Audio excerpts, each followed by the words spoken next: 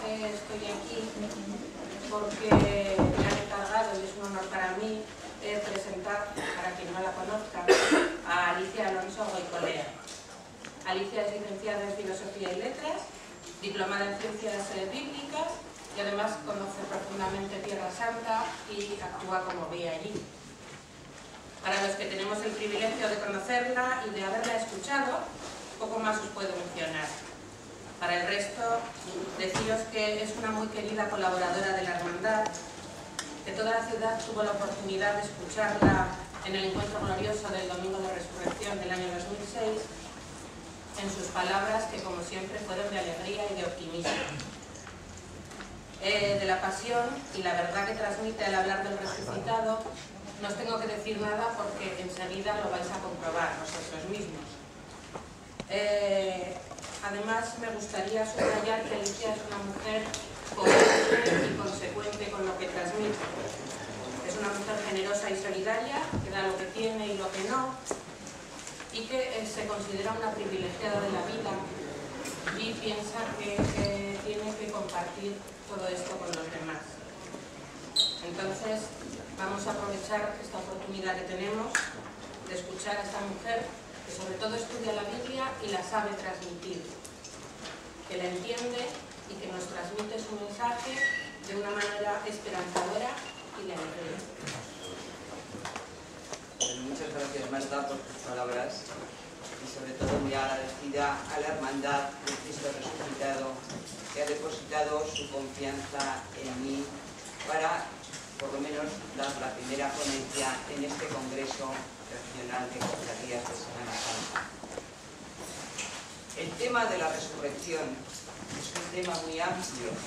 Cuando me dijeron que tenía que hablar en pocos minutos de la resurrección, dije, madre mía, en la que me he metido. Pues es un tema amplio, muy denso, y condensarlo en unos pocos minutos es una tarea bastante difícil. Por eso voy a tratar de dar unas pinceladas, por lo menos para captar lo que es la resurrección, lo que ha sido a través de la reflexión bíblica del pueblo, tanto en el Antiguo Testamento como en el Nuevo, pero con lenguaje sencillo para que se entienda. Si no, la Biblia, que está hecha por orientales y para orientales, si no la ponemos en el lenguaje actual, el día de hoy, no nos sirve para mucho. Nos quedamos simplemente con lo que dice por fuera, pero lo que interesa en la Biblia es lo que se dice, por qué se dice y para qué se dice. Y la resurrección es uno de los temas neurálgicos y centrales en la reflexión bíblica. Todas las religiones, todas, coinciden en garantizar que detrás de la muerte hay algo, existe algo más. Pero del más allá nadie sabe nada, a excepción de lo que Dios ha querido revelar. ¿Y qué es lo que Dios ha querido revelar? Pues cada religión tiene su propia respuesta. Las religiones engarzadas en el mundo oriental, el budismo, el hinduismo, dicen que detrás de la muerte hay algo, pero ellos elaboran lo que nosotros conocemos como reencarnación. Nuestra religión también tiene sus respuestas, nos da la respuesta. ¿Y dónde tenemos que encontrar esa respuesta? Pues en ese conjunto de libros donde, según nuestra fe, se contiene la revelación de Dios. Ese conjunto de libros es la Biblia.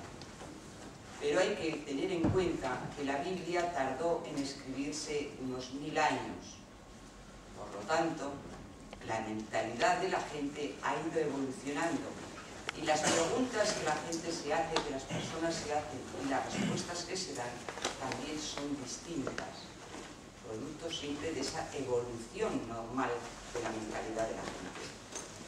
La doctrina de la resurrección no se pone en marcha hasta el siglo II a.C. Luego, durante los siglos anteriores, la época de Abraham, de Isaac, de Jacob, no existía. Lo que no quiere decir que no tuvieran preguntas y respuestas para hacerse y responder sobre lo que sucedía tras la muerte. En un principio, según la mentalidad, decían que habían sido fieles a Yahvé, Dios les premiaba, Yahvé les premiaba con muchos años de vida. Y ahí tenemos los grandes personajes para ellos. Enoc vivía 1000 años, o Enoc 365 años, uno por cada día del año. Comprendemos que no hay cuerpo que pueda resistir eso. Pero para ellos, y según su mentalidad, la manera de premiar a Dios era conceder muchos años de vida. Después elaboran la doctrina del Seol. Pero durante todos estos años se fueron sembrando, se fueron poniendo las semillas que con el correr del tiempo serían un frondoso árbol y que culminarían con la doctrina que se llamaría de resurrección. El primer escrito bíblico que de alguna manera alude al tema de la resurrección es el libro de Daniel. En el libro de Daniel se nos relatan las guerras de los macabeos contra el imperio seleucida. Y ellos comprueban que en estas guerras, la gente del pueblo comprueba que durante estas guerras moría la gente joven.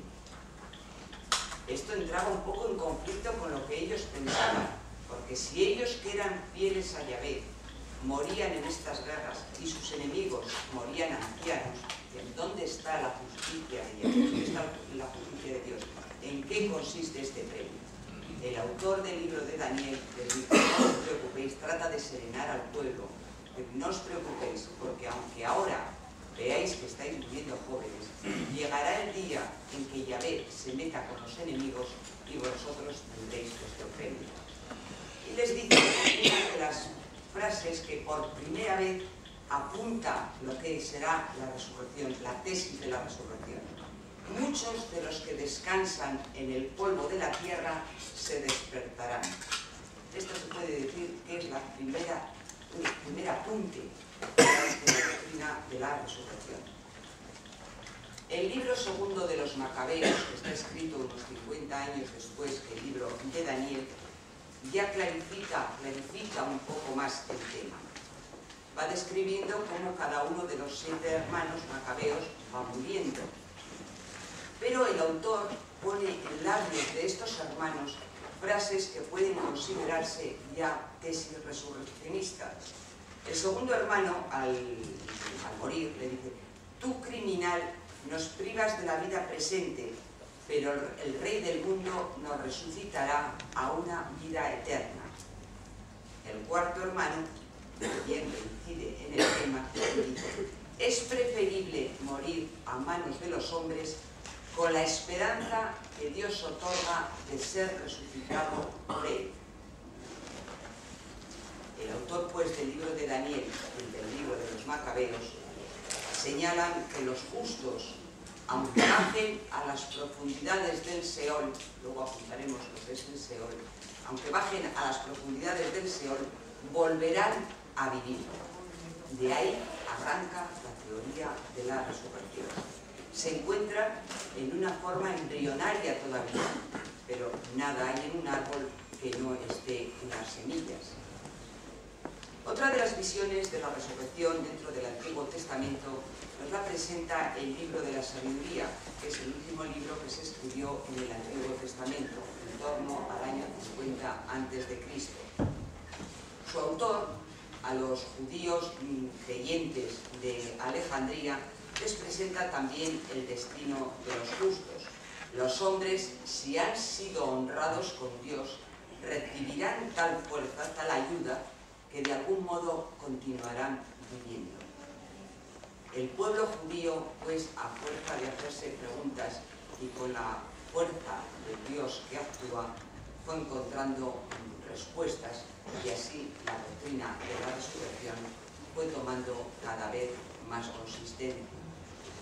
Dicho que el Seol, la creencia que tenían de que iban al Seol y de allí los sacaría Yahvé, el Seol era como una sima, una fosa que estaba debajo de la tierra, y allí iban los que iban muriendo. Pero era el lugar donde los muertos vivían su muerte. había como una vida latente y estaban viviendo su muerte, y de ahí los iba a sacar el Mesías cuando llegase. En su mentalidad decían, ¿y cómo iba a distinguir el Mesías a los que son buenos de los malos? Pues ellos decían, muy simple, una formulación muy simplista, pero que nos da idea de su mentalidad, decían, como los malos han sido malos, les pesa más la muerte y estarán en el fondo. En cambio, los buenos, al estar más livianos, más ligeros de carga, estarán en la superficie, y así cuando venga el Yahvé, los sacará a los que estén arriba y dejará a los que estén abajo. El Seol no tiene nada que ver con el infierno. La doctrina del infierno es posterior, no aparece siquiera en el Antiguo Testamento.